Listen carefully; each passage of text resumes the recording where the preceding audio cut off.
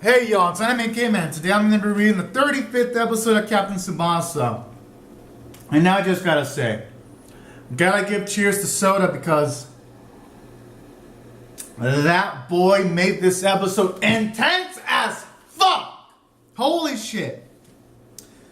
I didn't think the anime was going to introduce someone dirtier than Hugo, but my goodness. Soda makes Hugo seem like a nun in comparison to some of the shit he does in this episode, because when they first introduced Hugo and the Mayo team, when they played WAF, at the very least it wasn't to try to like purposely completely injure someone. I mean, kind of was on occasions, but that was if it was really necessary. While in this situation, you see Soda constantly try to find different ways of injuring Tsubasa.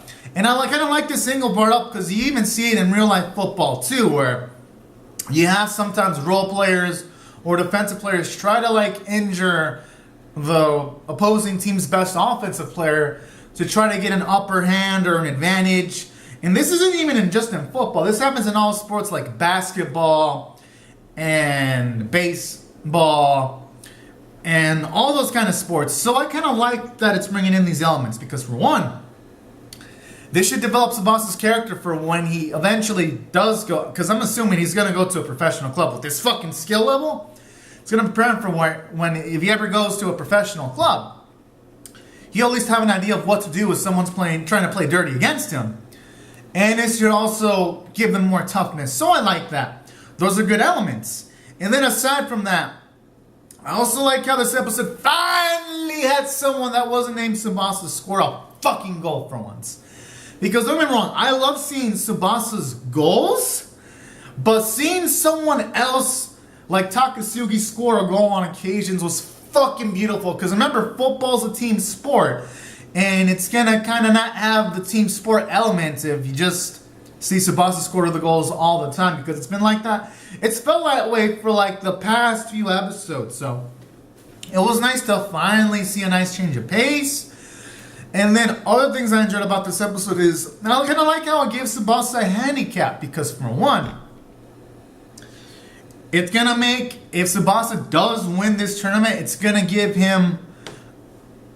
make it feel much more accomplished, because now he has a handicap. Because if he would have been just completely healthy, it would have had like the vibe of, oh, this feels too easy, because Tsubasa's been through winning tournaments twice in a row, and he's going on his third run. So I felt this was a necessary element that the anime had to introduce, so that it gives things much more weight, and it gives things a much more tense angle, because every single time Tsubasa is going to be hitting the leg, it's going to be like a fucking lottery of emotions, whether it's like, oh jeez, is he going to be permanently injured, or just injured out of the tournament, or is it going to be like, oh, he's just fine. So I also like that too. It's going to raise the emotional stakes a bit more. And then I also like how you had Tsubasa confide these kind of details into Sane, because for one, even though in the past few episodes it's kind of mentioned how Sane hasn't really tried to develop romantically towards Tsubasa, at the very least they're building more camaraderie. Their friendship is at least building, and who knows, maybe it can develop to some kind of romantic relationship. But I'm not going to complain about that, because currently Tsubasa is only focused on football, and that's exactly this kind of character that he is. So I'm not going to really complain about lack of romantic development, at least not at this point.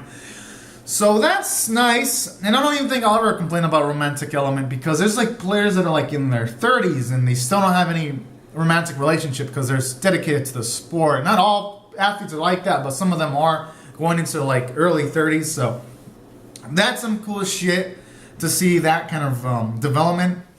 And then aside from that, it was also nice to see Tsubasa have a conversation with some of the minor teammates, like Takasugi, when he mentioned that, "Are you right, Tsubasa?" And it makes it feel like much more authentic. It really helps emphasize the team element when you have someone else from Tsubasa's team mention, "Are you alright?"